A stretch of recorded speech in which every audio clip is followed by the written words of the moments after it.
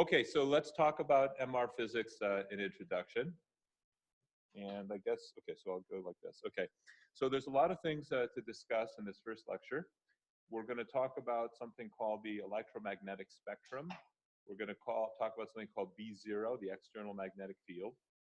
We'll review a little bit of high school physics when we talk about protons. We'll talk about a quantum mechanical property that protons have called spin. We'll talk a little bit about a physical property that protons have by virtue of their spin, so-called magnetic dipole moments. These magnetic dipole moments in the individual protons impart, when we do our MRI imaging, a magnetic field in the patient, which is called M0. So M0 is the magnetic field in the patient, not to be confused with B0, which is the external magnetic field. In addition to having a quantum mechanical property called spin, protons have a physical property in certain situations called precession.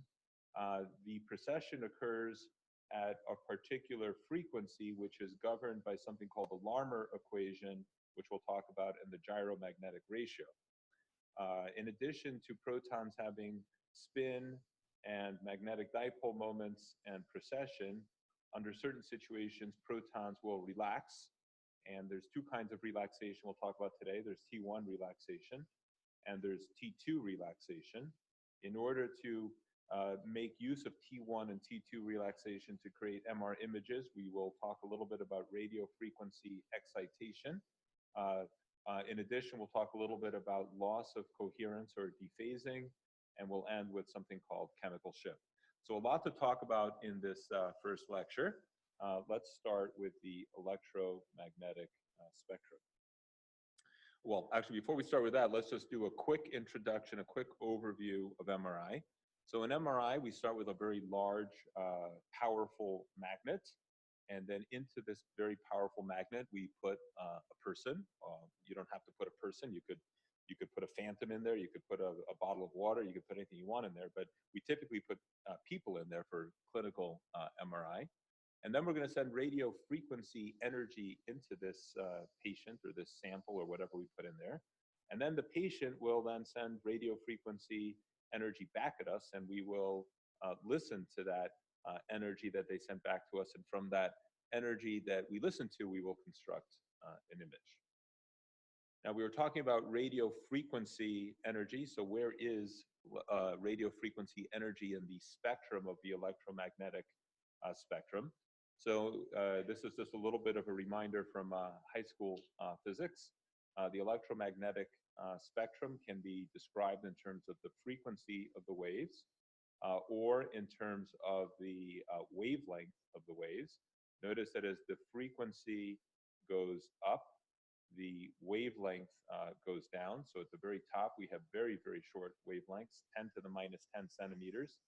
And at the other extreme, we have long wavelengths, 10 to the 5 centimeters. Notice that the energy is proportional to the frequency. So the highest energy is way up here where the frequency is high. As the frequency goes down, the energy goes down. Okay, so high energy electromagnetic energy is X-rays. So X-rays have a wavelength of about 10 to the minus 9, 10 to the minus 8 centimeters, very high energy. Ultraviolet light is a little bit less energetic and has slightly longer wavelengths, 10 to the minus 6 centimeters. Visible light, slightly less energetic, slightly longer wavelengths. Infrared energy, even lower energy, slightly longer wavelengths. Then we get to microwaves. Notice that microwaves have a wavelength of around 10 to the 0 centimeters, so about 1 centimeter, or maybe about 1/10 of the centimeter, 10 to the minus 1.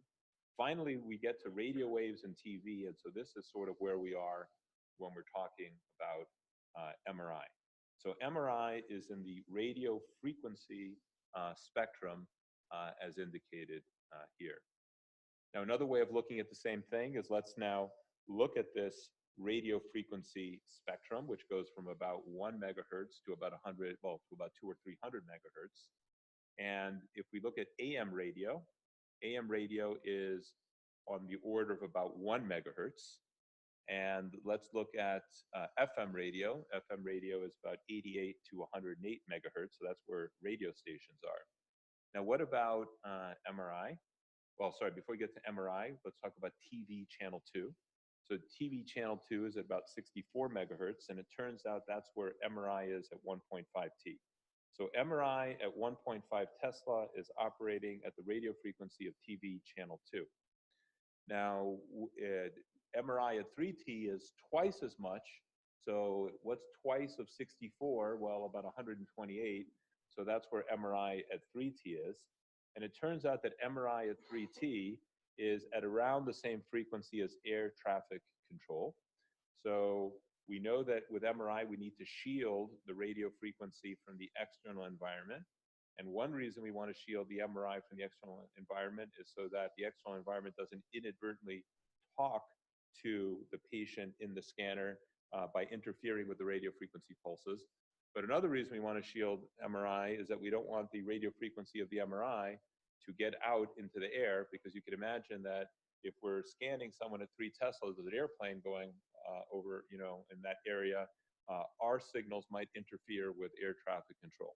Okay, so 3 Tesla is air traffic control, 1.5 Tesla is TV channel 2. Now, I mentioned that we put patients into an external magnetic field, and this external magnetic field is described by something known as B0. So that's the strength of the external magnetic field. And when we do clinical imaging in the year 2018, we're typically using a 1.5 T or a 3T magnet, as indicated here. And as an order of magnitude, these magnets cost about $1 million. Now, just by comparison, the industrial magnet that can pick up your car is weaker than the magnets that we have for clinical care. So these magnets are only 0.3 Tesla. They're a lot cheaper too. They're only about $10,000. So you might choose which kind of magnet you want to buy. But at any rate, the industrial magnets are weaker than the magnets we use for clinical care. Now, I made this lecture originally about 12 or 13 years ago. And back then, the Earth had a magnetic field of 0.00005 Tesla. I don't think that's changed in the last 15 years. But you can see now that the magnetic field of the Earth is much weaker than the magnetic field of a magnet or the magnetic field of the kind of thing that can pick up your car. And 15 years ago, I made a back-of-the-envelope calculation that the Earth was worth $10 to the $17. That may have changed in the last 15 years. I have not redone that calculation. Now, when I first made my lecture, this was my son, and he was reaching out for a little magnet that you kind of put on your refrigerator. And as an order of magnitude, those cost about $1, probably more like 10 cents. And the field strength of those is about 0.01 Tesla, so much weaker than a clinical MRI. Now, this is my son now.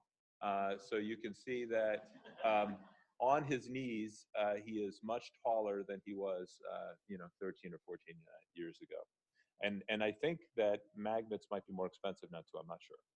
Okay, anyway, so now another question is, okay, so we know that these clinical scanners have very strong magnetic field, but how strong is 1.5 or 3 Tesla? Well, I unfortunately know exactly how strong a 1.5 Tesla scanner is, because in 1994 or 1995, before I got into the radiology residency program at UCSD, I was doing research in MRI. And in the 1990s, things were more relaxed than now. So you could actually, without having essentially any training or any credentials, you could bring a human being into a scanner and scan the patient. And so that's what I did. I was doing orthopedic research, and I brought a patient into the scanner for research.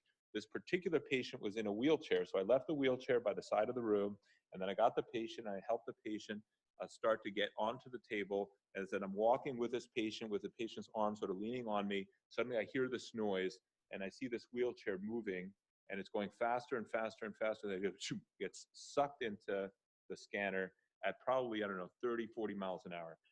Now, I'm thinking, okay, there goes my career. I haven't even started yet, and I've ruined this $1.5 or $2 million scanner.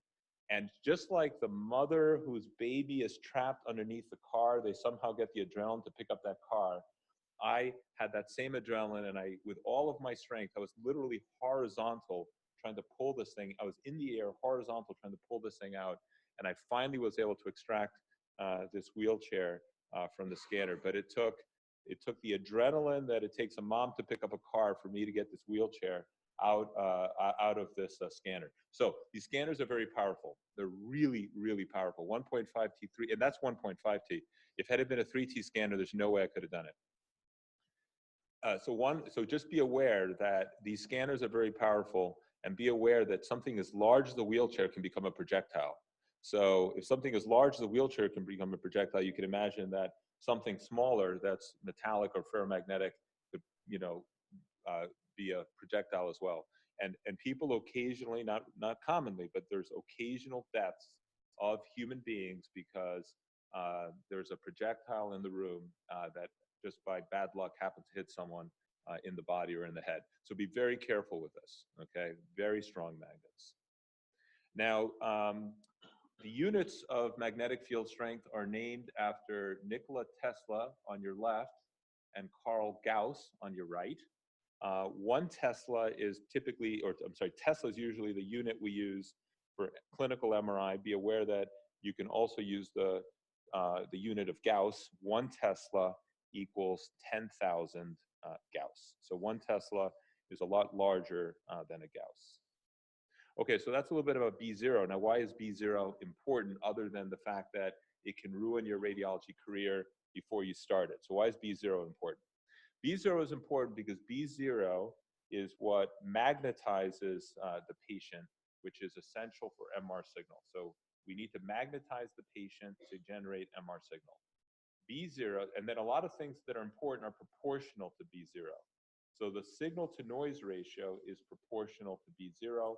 All other things being equal, when you go from a 1.5T to a 3T scanner, your signal to noise doubles. That's assuming everything else can be kept constant, which for reasons that are too complicated for today is not always the case. Another thing that's proportional to B0 is artifact to noise ratio. So you can think of artifacts as signals you don't want. So if the signal to noise ratio is proportional to B0, the artifact to noise ratio is proportional to B0. So as a practical thing, what does that tell you? It tells you that when you go from a 1.5T magnet to a 3T magnet, expect to have higher SNR, but also expect to see more and more severe artifacts. Proportional to B0 is also the precession frequency, and we'll see later why that's important. Proportion to B0 is chemical shift. We won't talk about that so much today. Proportional to B0 is something known as susceptibility. We won't talk too much about that either, but just be aware that susceptibility is sometimes something good and sometimes bad. So if you want to be sensitive to susceptibility, you might want to use higher field strength. If you don't want to be sensitive to susceptibility, you might want to have a lower field strength. And then there are things that are related to B0, but not quite so neatly proportional. And those include something known as B1 heterogeneity, which I probably won't talk about too much today, and T1 and T2 star, which are also related to B0. And I won't talk too much about those either as they relate to B0. We'll talk more about these things here. Okay, so that's why B0 is important. Now let's talk a little bit about this quantum mechanical property that protons have. So protons have a quantum mechanical property called spin, and I didn't make this up, but because they have a quantum mechanical property called spin, in the MR literature, people often refer to protons as spins. So whenever you hear someone talk about spins in the setting of MRI, they're talking about protons. So protons have spin, and they don't literally spin, okay, but we can sort of think of them as spinning, as illustrated in this cartoon here, around an equator. And the spin can either be clockwise or counterclockwise. It can either be positive 1/2 or minus 1/2. The magnitude of the spin is always 1/2, and that's a quantum mechanical derivation. Now, importantly, because the spins, because of spin, this spin induces a magnetic field. And the true explanation is quantum mechanical, but for us who don't understand quantum mechanics, we can just sort of think of the following. anytime you have something that has a charge and that charge is moving, that charge induces a magnetic field. So protons have a positive charge. If protons are spinning, that induces a magnetic field. The real explanation is not that, okay? But in my own brain, I sort of think about it that way. Now, it would be nice if we could just simply say that protons have spin, spins induce a magnetic field, and we could just call it the induced magnetic field, but that would be too simple. So instead we call it the magnetic dipole moment. Now, I am the messenger. I did not invent this terminology, but just be aware that the quantum mechanical property called spin creates or induces a magnetic field. That magnetic field is known as the magnetic dipole moment.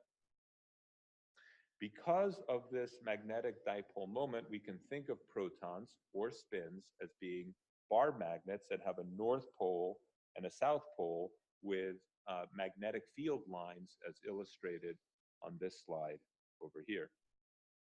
Now, the spin direction, positive 1/2 or minus 1/2, determines the direction of the magnetic dipole moment.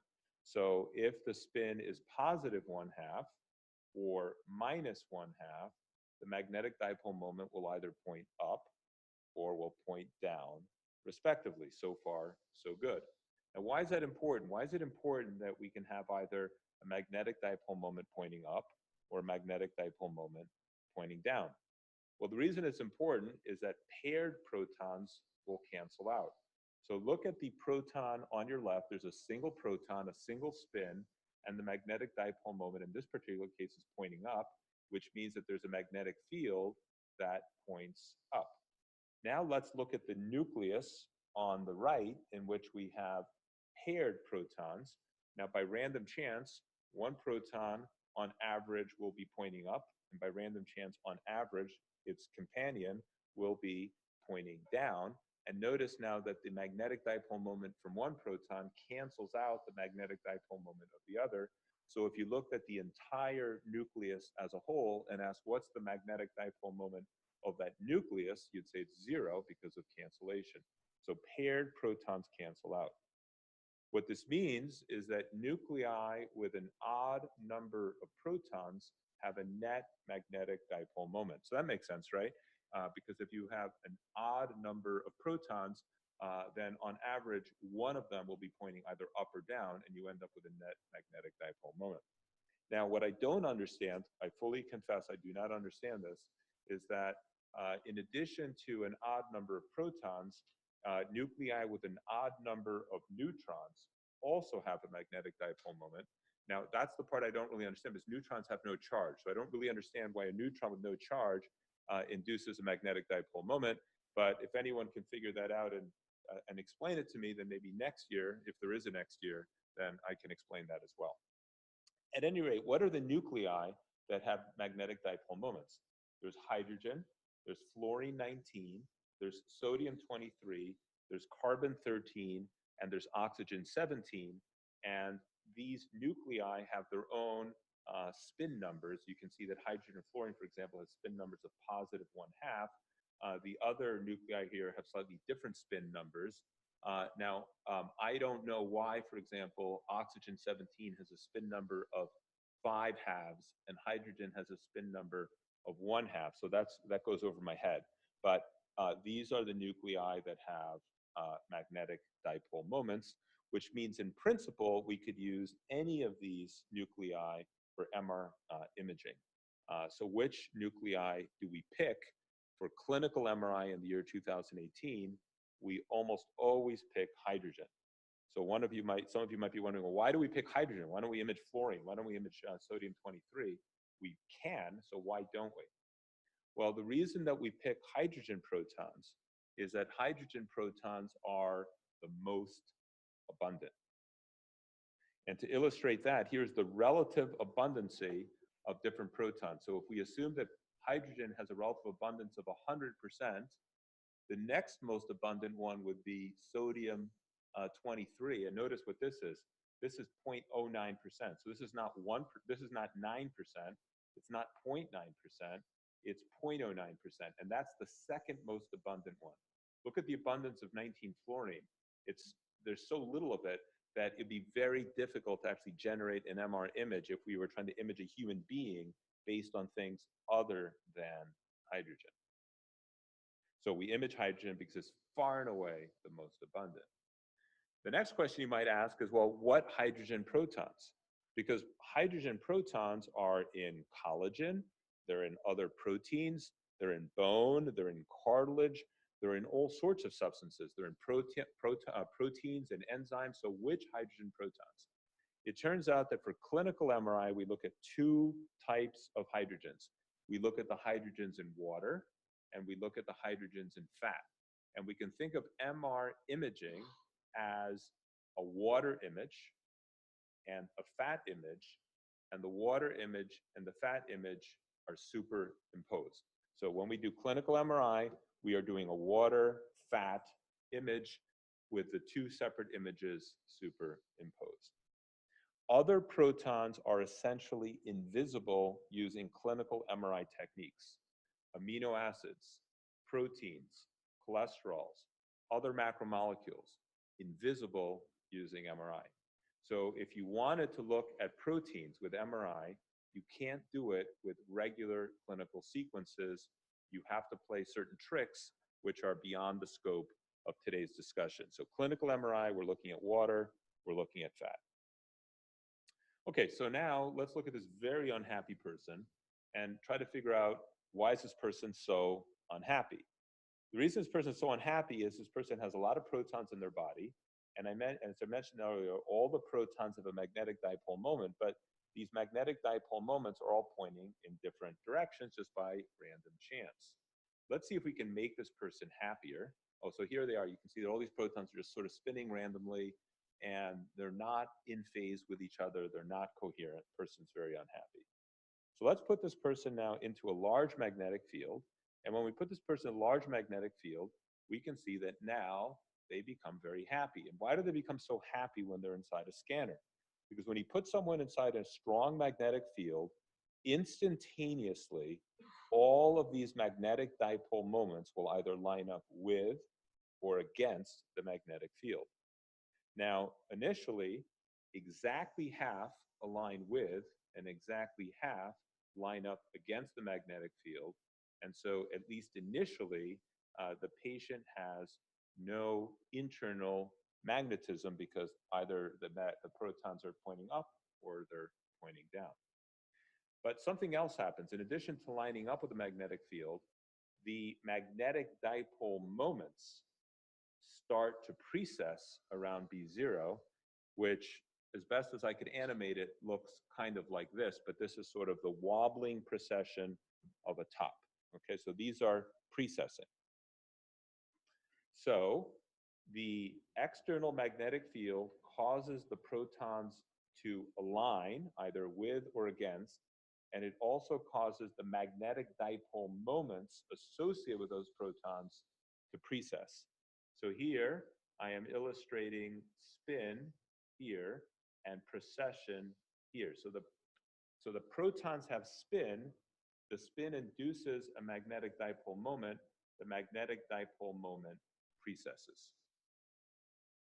And then you might ask, well, what frequency do they precess at? And that's governed by the so-called Larmor equation. And the precessional frequency is equal to this gyromagnetic ratio times the external magnetic field. For protons, the gyromagnetic ratio is 42.6 megahertz per Tesla. So if you're imaging at 1 Tesla, what's the precession frequency? 42.58 megahertz. What about 1.5 Tesla? Well, you simply have to multiply 1.5 by 42.58, and whatever that is, it's something like 63 something. That's the precession frequency at 1.5T. What's the precession frequency at 3T? Well, you just take 3 times 42.58, and that's the precession frequency at 3T. So I won't do this exercise for every magnetic field there is in the human universe, but now you understand that all you got to do is you take your magnetic field strength, you multiply by the gyromagnetic ratio, and that's the precessional frequency. In fact, here are 4 different magnetic field strengths, and here are 4 different precession frequencies. And basically what this means is that if you want to do MRI at 1.5 Tesla, you're going to be using radio frequency waves of about 63.87 megahertz. And if you want to do MRI at 3 Tesla, you're going to do radio frequency of about 127.73, because that's the precession frequency of the protons at that field strength. Now, why is this precession frequency important? Because for any given magnetic field, so each nucleus has a different gyromagnetic ratio, which means that for a given field strength, each nucleus has a unique precession frequency. So just to illustrate that, here are the gyromagnetic ratios of those 5 nuclei we talked about earlier. Hydrogen, 42.6, fluorine, 40, sodium, 11.3, etc. So what does this mean? Well, if we're at 1.5, let's just pretend we're at 1 Tesla. If we're at 1 Tesla and we want to do hydrogen imaging, which is what we do clinically, we will use radio frequency pulses of 42.6 megahertz. What if we wanted to do fluorine-19 imaging? If we want to do fluorine-19 imaging at 1 Tesla, we would not use 42.6 megahertz. We would use 40.0 megahertz. So that's why it's important. The fact that different nuclei have different gyromagnetic ratios means that we can select which nucleus we want to image with MRI. Again, which nucleus do we typically use? We typically pick hydrogen because it's the most abundant, but if you wanted to pick a different nucleus, you could. You just have to use the proper frequency based on that nucleus's gyromagnetic ratio. Okay, now spin versus precession, they kind of sound the same, but they're not. So spin is a quantum mechanical property. The protons do not literally spin, but the spin is important because it's what induces this magnetic dipole moment. When placed in an external magnetic field, the magnetic dipole moments of hydrogen literally precess. So precession is a literal physical phenomenon. Spin is a quantum mechanical property. The spin is a property of the proton. The precession is a property of the magnetic dipole moments associated with those protons. Okay, so let's go back to this very happy person whose protons are lined up with or against the magnetic field. And as I mentioned initially, it's exactly half with and exactly half against. But over time, a small number of protons start to line up with the magnetic field as opposed to oppose the magnetic field, as illustrated here. And the question now becomes, why does that happen? Oh, but before we talk about why it happens, let me just explain that if we allow this patient to be in that magnetic field for an infinite amount of time, after an infinite amount of time, we will have a net alignment of 3.4 protons per million per Tesla. So what does that mean? That means that if you put someone in a 1 Tesla magnet, then eventually, for every 1 million protons they have, there'll be 3.4 protons of net alignment. Or another way of looking at this is that there will be 500,000 and 1.7 protons pointing up, and there'll be 499,998.3, I think, if I did my arithmetic correctly, pointing down, okay? But because a slightly greater number of protons are pointing up than pointing down, now the patient is magnetized. So when you put someone in a magnetic field, the patient actually becomes a magnet. Now, they're not as strong as the external magnetic field. They're a very weak little puny magnet inside a strong magnet. Why do more protons align with than against? Because if you think about it, the protons that are pointing against the magnetic field are in a high energy state. So if we have half the protons in a high energy state and exactly half the protons in a low energy state, this system is not in equilibrium. The system becomes in equilibrium when just a small number of protons shift from high energy to low energy. And so the equilibrium is achieved when just the right number are in the low energy state, and a slightly lower number are in the high energy state, and now we've reached equilibrium. Now, we could say, as the protons go from high energy to low energy, what happens to that energy? Well, the energy is released. The energy is released to the external environment, which in the setting of MR physics is known as the lattice. So energy is released to the lattice from the spins. So this is sometimes called spin lattice relaxation, because the spins are releasing energy to the lattice. So showing again the same thing, we start in disequilibrium on the left. We then go to equilibrium on the right. And this does not occur instantaneously. This takes a little bit of time to occur, and that time is governed by something known as T1 relaxation. So T1 relaxation is the process of spins going from high energy disequilibrium to an equilibrium state. And because energy is released to the lattice, this is sometimes known as spin lattice relaxation. It's also known as T1 relaxation. Now, T1 relaxation is not instantaneous. It takes a certain amount of time, and it follows an asymptotic growth curve known as a T1 growth curve. So this is the equation for T1 relaxation. It's an exponential curve or an exponential equation that basically tells you that after an infinite amount of time, if you start with a net magnetization of 0, after an infinite amount of time, you will reach a net magnetization of M0, which is your equilibrium magnetization. So after an infinite amount of time, you get to M0, and the way you get from 0 to M0 is governed by this exponential 1 minus little e to the minus t divided by T1. So T1 relaxation is described by a T1 time constant, and when you put the equation in this form, the T1 time constant is in the denominator. Now, if you think about it, anytime you have a time to do something, you might have a rate associated with it. So another way of describing this equation is, instead of having a time constant T1 in the denominator, you can have a rate constant in the numerator. So be aware that T1 and R1 are reciprocals of one another. This is a time constant. This is a rate constant. When you put the time constant, it goes in the denominator. When you have a rate constant, it goes in the numerator. Now, for some of you who are like me, who are a little bit mathematically challenged, we look at equations like this and we kind of get blurry-eyed. But you can take this equation and put it into Excel. And if you put it into Excel and you plug in 0 here, okay, then after a time of 0 and you plug in this equation, you get 0. So you start out with 0.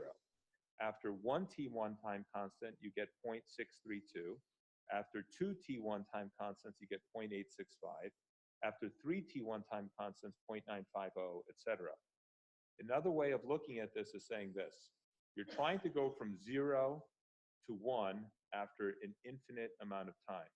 With every time constant, you get 63% closer from where you are to where you're going. So if you start out at 0, after 1 time constant, you get 63% of the way there. Once you're 63% of the way there, you now have 37% of the way to go. What is 63% of 37%? Well, it turns out that's about 22%. So after 2 T1s, you're at 63 plus 22%, you're at 86.5. Once you get to 86.5, you're now about 13.5% of the way to here. What's 63% of 13.5? Turns out it's about 9. So you add 9% to this and you get to 0.950, etc. So let's look at this like this. So here we have a graph where I'm going to plot the magnetic field as a time, as a function of t. And on the x-axis, I have number of T1 times that have elapsed. So 1, 2, 3, 4, 5. Now, I start out at 0. So I'm going to start out over here, and I'm going to go, after an infinite amount of time, I'm going to get to m naught, which is equilibrium. So after an infinite amount of time, I will be at that dotted line. But I'm going to start out here at 0. After one t1 time constant, I'm going to be 63% of the way from 0 to m naught, and it follows an exponential that looks like this. I've now reached 63%. I've got 37% to go. In the next t1 time constant, I'm going to go 63% of what's left over, and that's going to bring me to 86%. I now have 14% of the way to go. In the next t1 time constant, I'm going to do 63% of 14%, and that's going to take me to here, and so on and so forth. Now, for those of you who didn't want to memorize, well, for those of you who didn't follow completely what I was saying, at least memorize the following. Notice that after 3 t1 time constants, you're 95% of the way of your total relaxation. After 4 t1 time constants, you're 98% of the way there. So notice that by the time you get to 3 or 4 t1 time constants, waiting longer doesn't buy you very much. Another way of looking at this is the following. Water has a t1 of about 4 seconds. So if you do an MRI sequence with a TR of 16 seconds, then you would expect water to be 98% relaxed. Would you gain much more signal if instead of doing a TR of 16 seconds, you did a TR of 5 minutes? The answer is no, right? You're already at 98%. All that extra time is just going to buy you 1 or 2% more. It's not worth the effort. Now, different tissues have different T1 relaxation times, as illustrated over here. And you don't necessarily have to memorize this for today, but the concept that I do want you to memorize is that because different tissues have different T1 time constants, if we manipulate the sequence in such a way that we can see the difference in T1s, we can separate tissues on MRI. And actually, there is something I want you to memorize. I want you to memorize that fat has the shortest T1 of any normal soft tissue, and water has the longest T1 of any normal abundant biological substance. Okay, let's talk about net alignment again. So I mentioned earlier that the net alignment is 3.4 protons per million per Tesla. So that means that if you're at 1 Tesla, for every 1 million protons pointing up, you have 999,996.6 pointing down. That's a very puny difference. So given the fact that there's such a puny difference between the protons pointing up and the protons pointing down, how is it that we can generate any signal from MRI?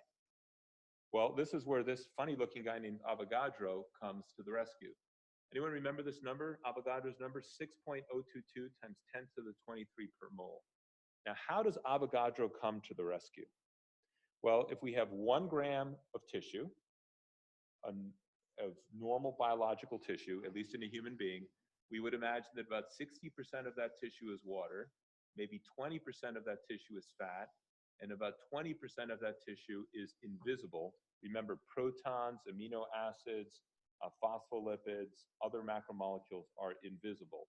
So 80% is visible, either water or fat. And it turns out that 1 gram of tissue, because of Avogadro's number, will have about 6 times 10 to the 22 visible protons.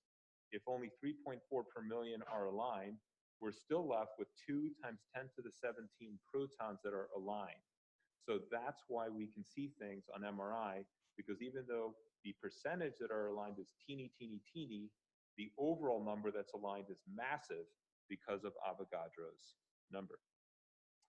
Okay, now the other thing that we should mention is that this net alignment is the same thing as M naught. And M naught is so M naught is the magnetic field that is induced in the body because of the fact that slightly more protons are lining up with than against the magnetic field. Now, M naught is very tiny compared to B0. So here's B0. Let's now see how big M naught is. So M naught is how big? There we go. There's M naught. Okay. So M naught is a teeny weeny little ant on the top or in the middle of Mount Everest. But little M naught is proportional to B0. So if you go from 1.5T to 3T, M naught doubles. If you go from 1.5T to 6T, M naught goes up by a factor of 4. Because M naught is what generates the signal, that's why the signal is proportional to the external magnetic field. Now the next question is, how are you going to see that? You want to see that little tiny M naught, which is surrounded, dwarfed by this huge B0. How are you going to see little M naught? Well, the way you're going to see it is you got to manipulate it. You got to manipulate it by getting it out of the same direction as B naught. So M naught can't be measured directly because it's too small. So to be measured, it must be flipped into the transverse plane.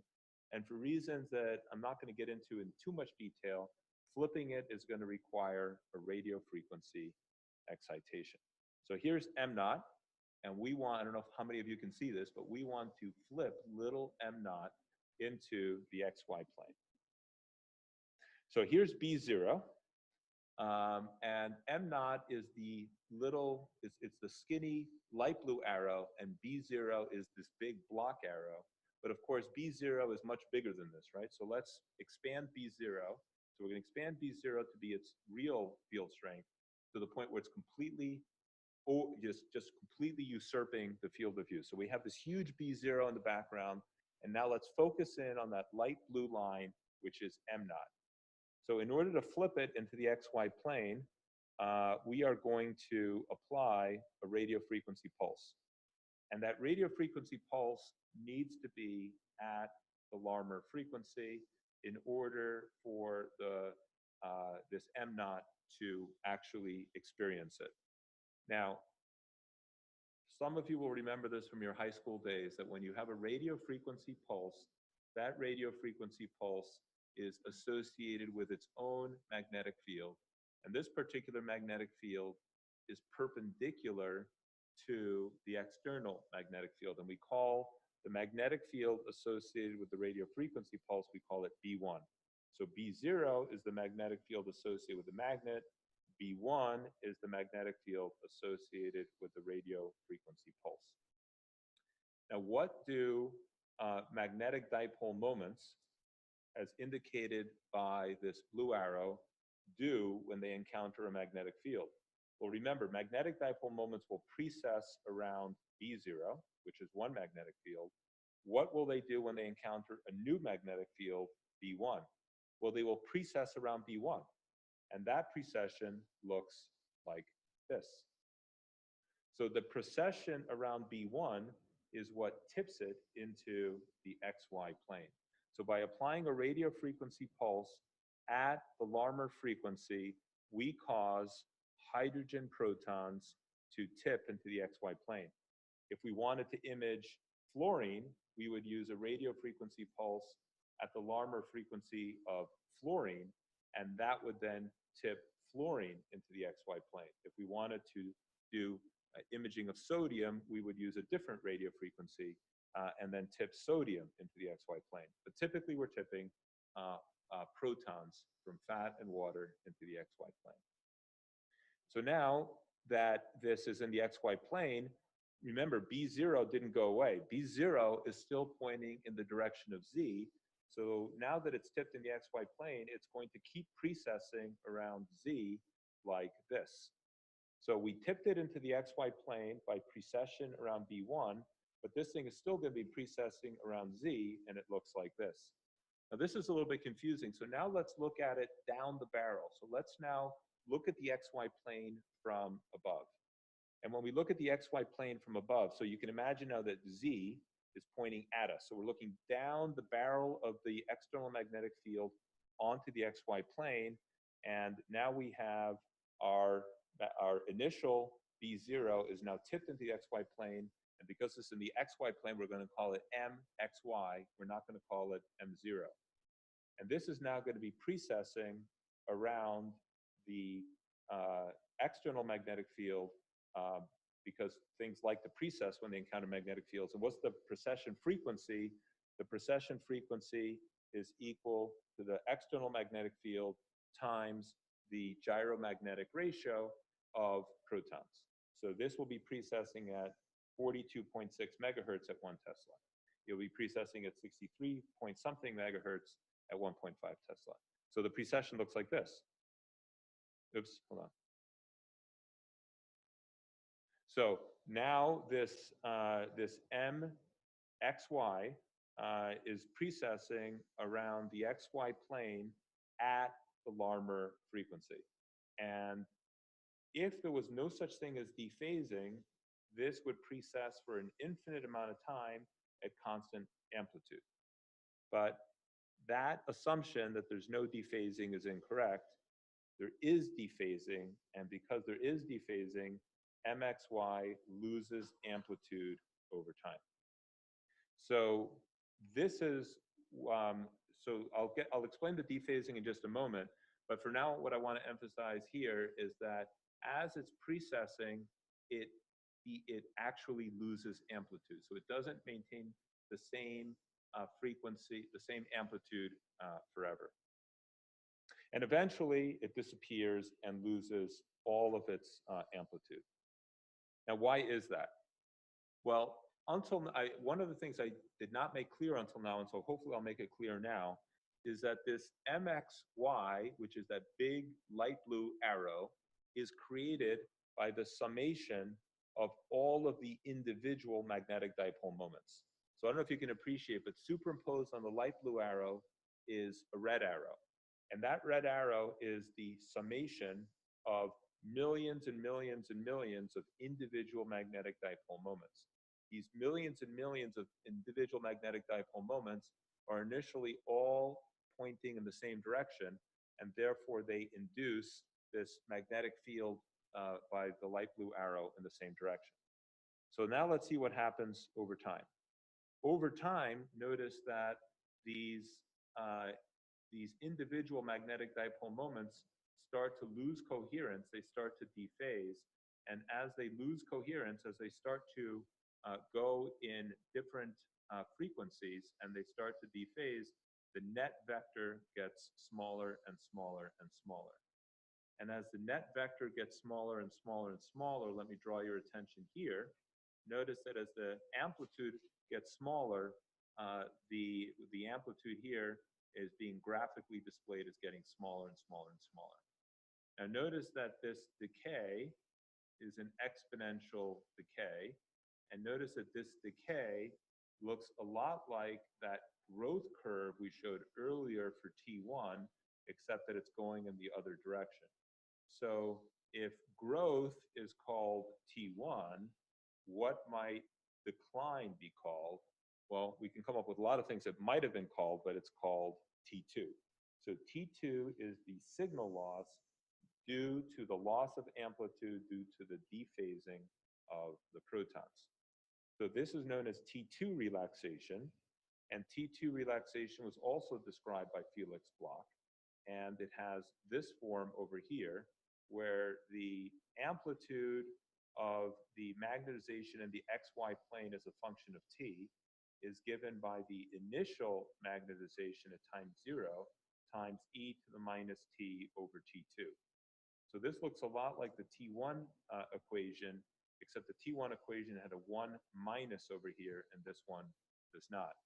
Now, just like T1 can be described by a time constant in the denominator and a rate constant in the numerator, T2 can be described by a time constant in the denominator or by a rate constant in the numerator. So we have two equations which are mathematically equivalent to describe T2 relaxation. And just like with T1 relaxation, we're going 63% of from where we are to where we're going. It's the same thing over here. Here, we start out with a relative signal of 1, and after an infinite amount of time, we're going to get to 0. So after 1 T2 relaxation time, we're going to lose 63% of our signal. So if we lose 63% of our signal, we're going to go from 1 to 0.368. Once we're at 0.368, we're about 60, so now we're only 37% of the way to zero. What is 63% of 37%? Turns out that's about 23%, so we lose 23%, we get to 13.5, et cetera, et cetera. So let's look at it like this. So again, for T2 relaxation, we're going to be plotting the amplitude of MXY as a function of time, where time is represented by time constants. So 1, 2, 3, 4. And we're going to start over here at MXY0 or M naught. And after one T2 relaxation time, we're going to lose 63% of our signal to there. We have 37% of the signal to go. After another T2 time point, we're going to lose 63% of what's left over, and we get to 86% signal loss, and we're down to 14. And then we're down to 5% signal, and then we're down to 2% signal, and after an infinite amount of time, we're down to 0% signal. So one of the things to notice about T2 relaxation is that as the time goes on, we lose more and more signal. And once we've gotten to 3 relaxation times, we've lost 95% of our signal. Once we've gotten to 4 relaxation times, we've lost 98% of our signal. Remember that for T1, it was the opposite, right? For T1, when we had 3 T1 times, we had gained 95% of our signal. And when we had 4 T1s, we had gained 98% of our signal. So T1 and T2 are sort of inverses of one another in a way. And just like with T1, different tissues have different T1 times, different tissues have different T2 times. And what I want you to memorize is that water has the longest T2. So water had the longest T1, water has the longest T2. Okay, now why do protons dephase? So I mentioned that if the protons did not dephase, if they all stayed at exactly the same precession frequency, we'd have no dephasing, there'd be no signal loss. But protons dephase. Why do protons dephase? Well, there's only one explanation for why protons can dephase. What is the frequency of precession? The frequency of precession is governed by the Larmor equation. The Larmor equation says the frequency is the gyromagnetic ratio times B0. The gyromagnetic ratio of every proton is the same. That's a quantum mechanical property. So every proton has the same gyromagnetic ratio. So therefore, there's only one possible explanation for why protons can dephase. Protons must experience a different magnetic field. So every proton has a slightly different magnetic field that they're experiencing, and because their precession frequency is proportional to the magnetic field, if every proton has a slightly different magnetic field, then they have slightly different precession frequencies. So let's go back to Joseph Larmor, and we remember that protons precess at the Larmor frequency. Let's skip this in the interest of time, and let me now explain what I'm talking about. So we start out with an external magnetic field, and now we have a proton. Now, here we have this $3 million beautiful homogeneous magnetic field. This magnetic field is so homogeneous. But now let's put a proton in there. This proton has a magnetic dipole moment, and this particular magnetic dipole moment is pointing up. So what is the magnetic field over here? The magnetic field over here is not B naught, right? The magnetic field over here is B naught plus a tiny amount of additional positive magnetic field induced by this magnetic dipole moment. So as soon as you put a proton into this beautiful homogeneous magnetic field, this beautiful magnetic field is no longer perfectly homogeneous. Now similarly, what if you have a proton that's pointing down? Well, if you have a proton that's pointing down, then the magnetic field again is not B0, it's B0 minus a little amount of magnetic field accounted for by this negative magnetic dipole moment. So as soon as you put protons into this beautiful magnetic field, it's no longer so beautiful. So let's imagine a perfectly homogeneous magnetic field illustrated by this gray slide background, and we take this one proton that has a positive spin to it, positive amplitude, and because it's positive, it's going to add to the magnetic field. So I'm going to put this sort of white cloud around it to indicate it's adding to the magnetic field. Now this proton's going to move around. And as it moves around, everywhere it goes, it increases the magnetic field by just a little bit. What about this proton over here? Well, this proton is pointing down. It subtracts from the negative field, so that's why I'm putting this sort of gray cloud around it. And this proton also might move, and it moves in a random direction. And so everywhere it goes, it subtracts from the magnetic field. So this beautiful magnetic field that was once upon a time so homogeneous is now heterogeneous, not so homogeneous. Because it's not so homogeneous, depending on where protons are, they're going to be precessing at different rates. But now let's ask ourselves a question. This effect of the protons on the external magnetic field, what does it actually look like? Well, let's take water protons. These water protons are pointing up, and these water protons are pointing down. But do the water protons just sit there? No, the water protons are going to be moving, and they're going to be moving very, very fast. And just like a swarm of bees, they're going to be moving so fast that they're going to, just like a swarm of bees, they're just going to create this uniform buzz that's going to be adding and subtracting to it because it's such a uniform fast buzz. On average, they have very little effect on the external magnetic field. So water protons, pure water protons, that is pure water, relaxes very, very slowly because they're buzzing around so fast that they create a smear over the magnetic field. The magnetic field is actually fairly homogeneous. How about protons that are not in pure water, liquid water? How about protons that are in soft tissue, like the liver or the brain? Well, these protons aren't going to be buzzing around. They're going to be moving a little bit more slowly. So there's not this uniform buzz.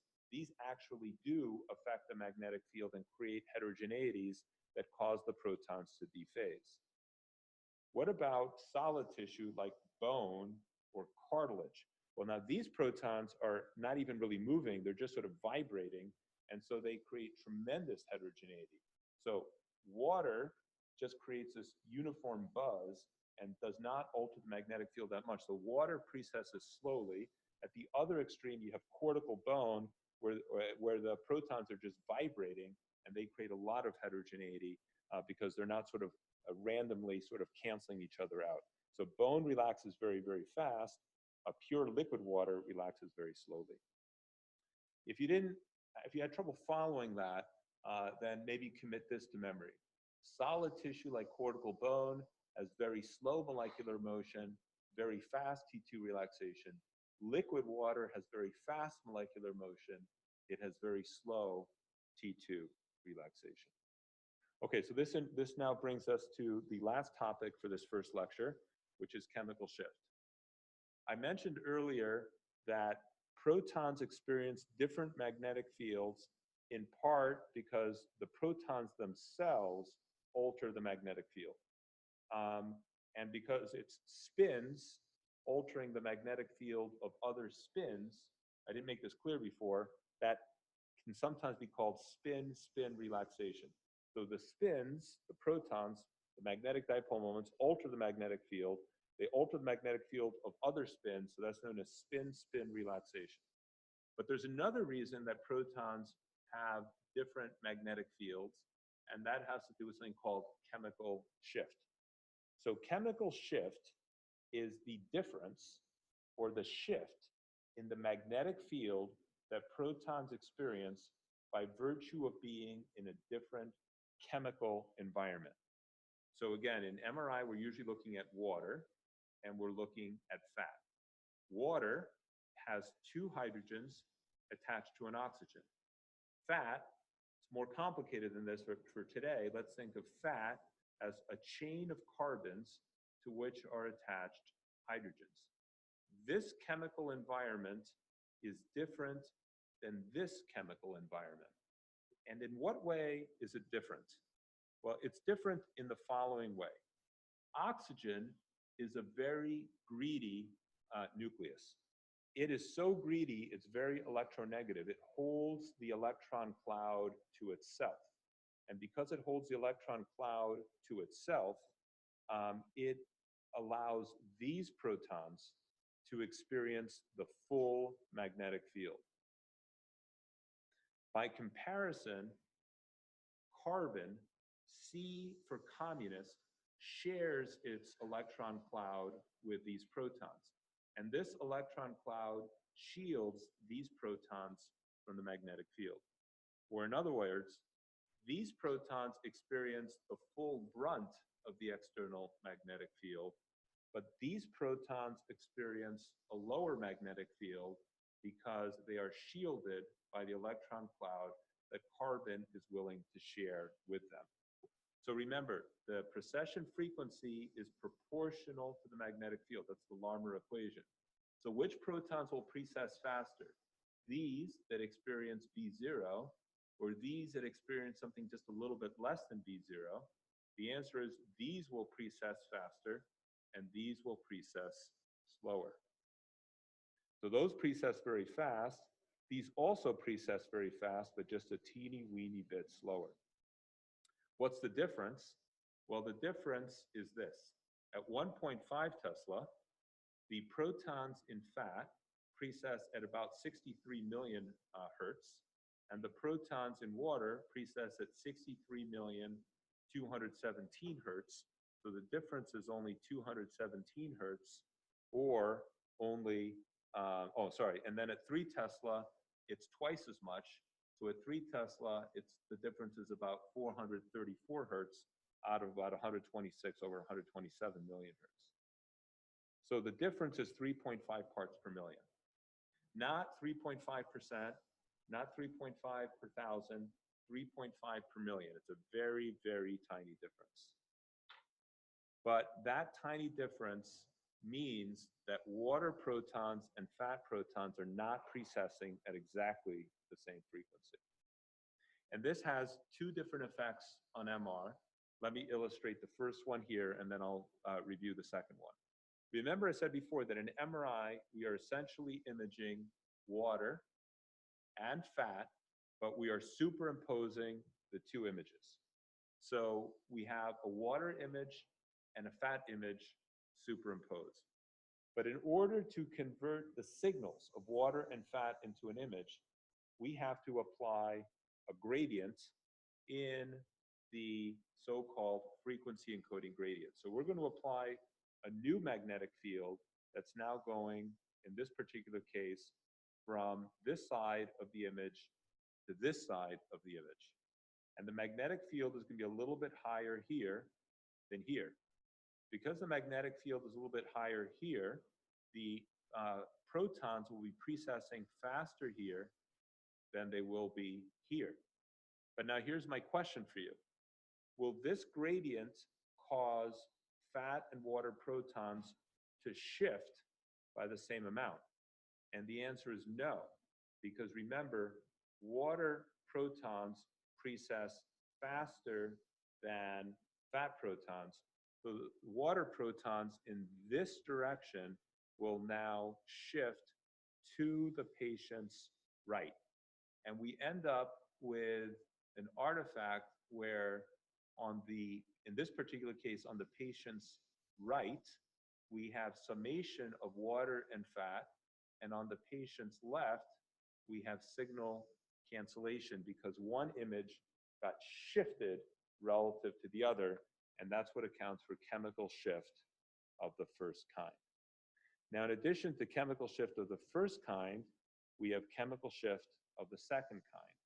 And to illustrate that, I want to start by saying that we have water protons in blue and fat protons in yellow that are initially aligned with each other.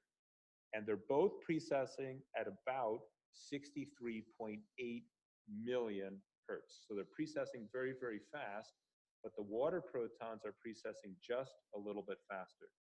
So pay attention to the water protons and the fat protons as they precess, and pay attention to the signal that we get.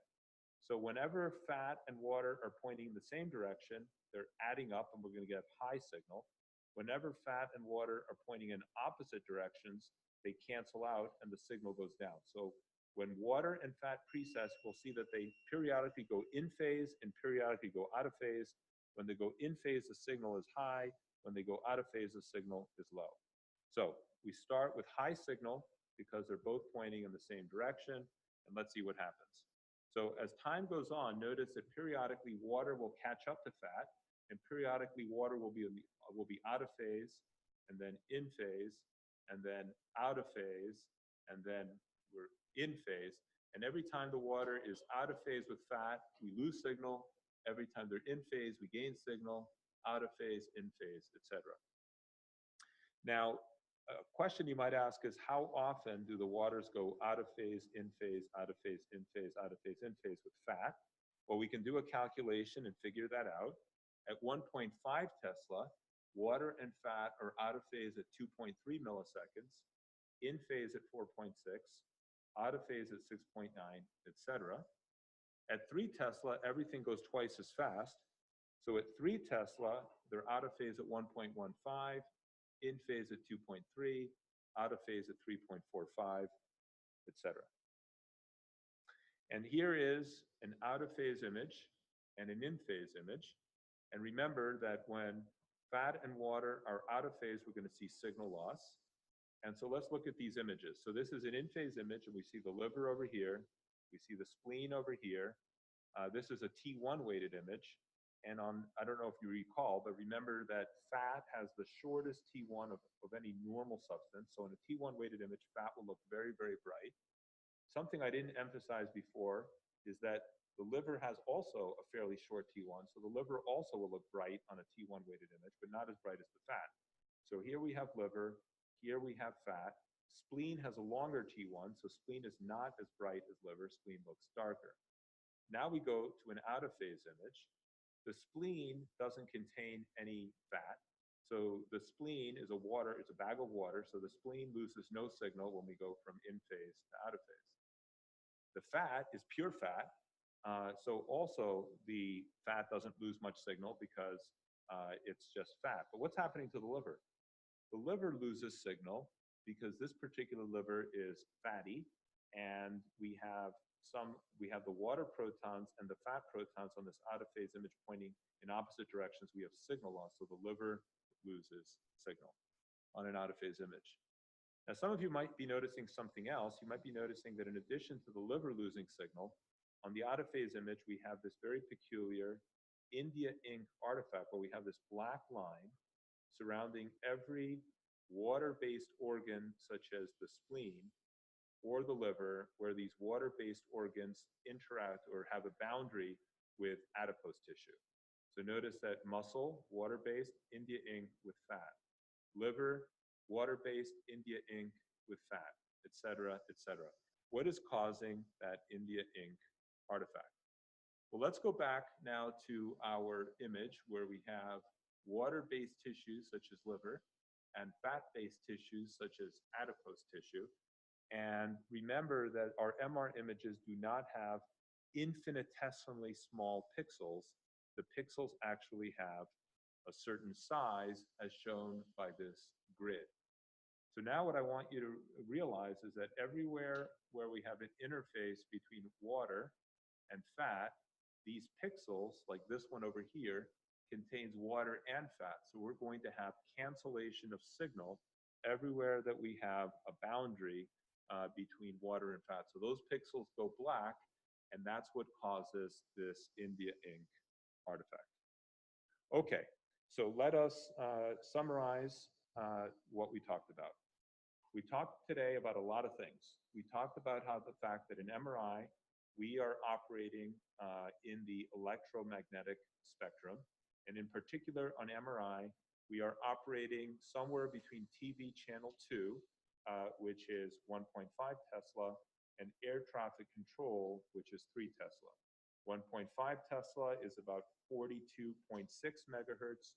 3 Tesla is about 127.8 or so megahertz, if I recall correctly. We talked about B0, which is this very strong external magnetic field that is created by a magnet. That this B0 is very important because it is the source, ultimately, of MR signal. It's also the source of MR artifacts. So 2 things are proportional to B0, among others: the signal-to-noise ratio and the artifact-to-noise ratio. In MRI, we are imaging protons, and we'll talk in another lecture coming up today why we're imaging protons, but we image protons. In particular, we image the protons in water, hydrogen protons. We image hydrogen protons, and not only, and we don't image all hydrogen protons, we image the hydrogen protons in water and fat. Protons have a quantum mechanical property called spin. This quantum mechanical property called spin induces a magnetic dipole moment. Any nucleus with an odd number of protons, neutrons, or both will have a net magnetic dipole moment associated with the nucleus. When we put protons in an external B0, the magnetic dipole moments of those spins will precess. Initially, half the magnetic dipole moments are aligned with, and half are aligned against the magnetic field, and there is no net magnetic field of these induced by these magnetic dipole moments. Eventually, however, and over time, more and more of the magnetic dipole moments align with than against the magnetic field, and after an infinite amount of time, a very tiny net number are lined up with as opposed to against the magnetic field, and that very tiny net lining up creates its own magnetic field known as M naught. M naught is what we're trying to image. That is the source of MR signal from, say, the human body, but M naught is very, very tiny. Now, in addition to the spins having magnetic dipole moments that line up with or against, these magnetic dipole moments will precess, and the precessional frequency is governed by the Larmor equation, which is the magnetic field the protons are experiencing times their gyromagnetic ratio. The rate at which we go from 0 magnetic field to M naught is known as T1 relaxation, and it's governed by a T1 relaxation time constant. Every T1, we get 63% closer from where we are to where we're going. After an infinite amount of time, we reach M naught. M naught is so tiny compared to B naught, we can't see it. In order to see it, we need to tip it into the XY plane. To tip it into the XY plane, we apply a radio frequency excitation at the Larmor frequency of the proton we're interested in seeing, which in clinical MRI in the year 2018 is usually hydrogen protons in water and fat. Once these protons get tipped into the XY plane, they will not even just once, even as they're being tipped, they continue to precess around B0 at the Larmor frequency, but because they experience different magnetic fields, they become incoherent, they dephase, and that dephasing results in T2 relaxation. During the lecture, I explained one mechanism of T2 relaxation, which is the fact that individual spins have their own magnetic fields, which can either be pointing up or down, and because those add up or subtract from the external magnetic field, they cause the external magnetic field to be heterogeneous. Water protons buzz around so fast, they create a smear that doesn't really create too much heterogeneity, but protons that are not moving so fast create more heterogeneity and dephase faster. And finally, there's another reason why protons precess at different rates, and it's called chemical shift, which is the difference in frequency attributable to the different chemical environment. Okay, well, we are done with lecture number 1.